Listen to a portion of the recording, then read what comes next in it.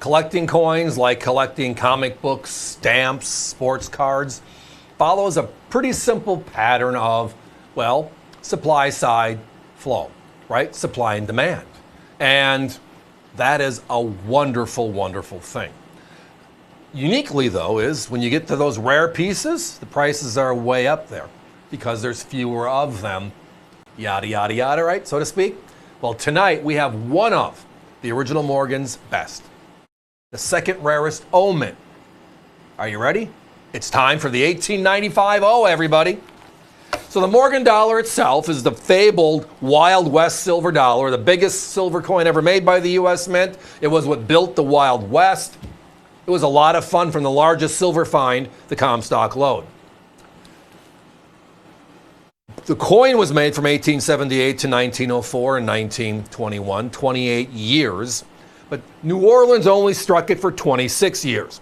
They started in 1879, a year later, and they ended in 1904 because they closed their doors in 1909.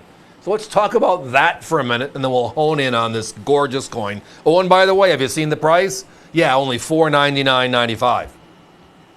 Wow. So the reason why New Orleans started late was during the Civil War, the New Orleans Mint shut down. Right? The U.S. Mint pulled the mint. The state of Louisiana took control of the mint for a short period, and then the Confederacy took control of it thereafter. When the war is over, the U.S. never opened up the mint again until the large silver find, the Comstock Lode, and the need for our westward expansion. We needed coin. And Carson City wasn't the answer. Too far out in the Wild West. New Orleans, the largest port, helped colonize the whole center of our country, which put a mint back there. That's why it was a year late. Now, they closed their doors in 1909, which is why when they brought the Morgan dollar back in 1921, it wasn't made again. It was closed. Denver took over in 1906. As a result, we had our Midwest Mint at that time, and New Orleans was faded out. 1909, we're done. So when you look at the 26 years, the winner and champion is the 1893, the lowest mintage figure. Right behind that is this coin at number 2. They made only 450,000 coins. Now, many of you that understand or have collected the Morgans know those middle 1890s are wow. 92, 93, 94, 95 are wow.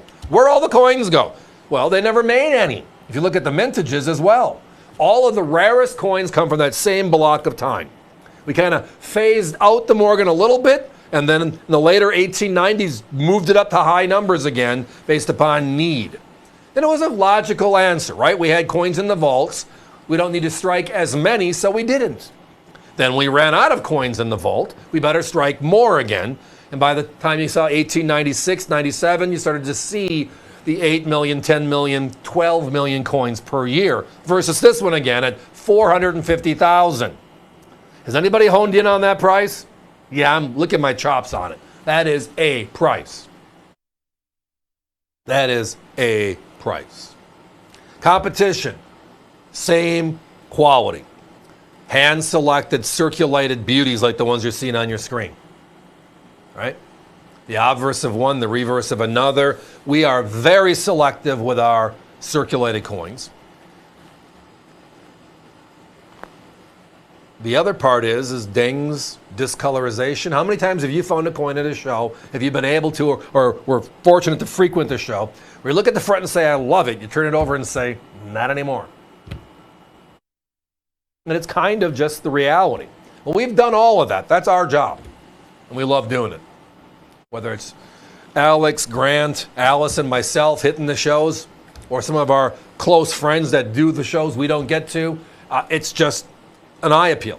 They got to look gorgeous like you're seeing here, and they got to be detail friendly, which means you got to be able to read everything. No dings, no bad colorizations, etc. And even with that said, our coins are significantly lower than our competition. They're over 1,000, we're under 500. And part of that is the jump. These low mintage figure coins, like the 1893, stand out. However, the 1895 is actually rarer in today's marketplace than the 1893, the lowest vintage.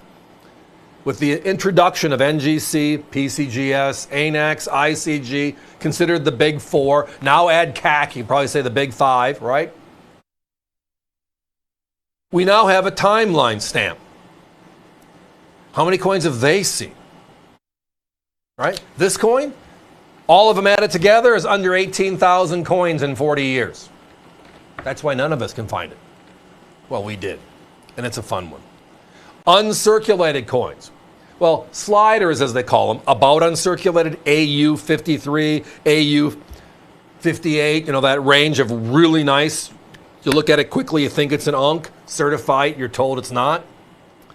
Those coins are like $7,000, $8,000 in the marketplace today. Right? True unks, way north of that.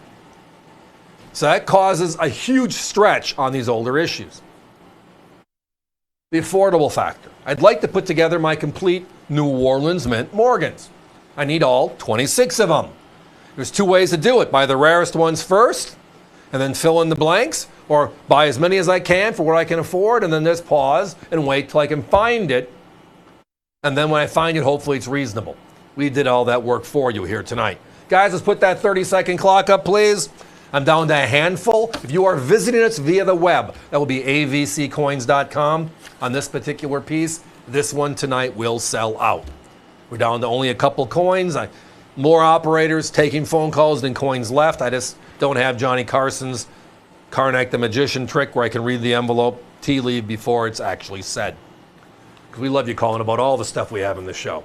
But tonight, number 2, the 1895. Oh, not 1,000, $499.95. Talk about special Morgans. This one is all about it.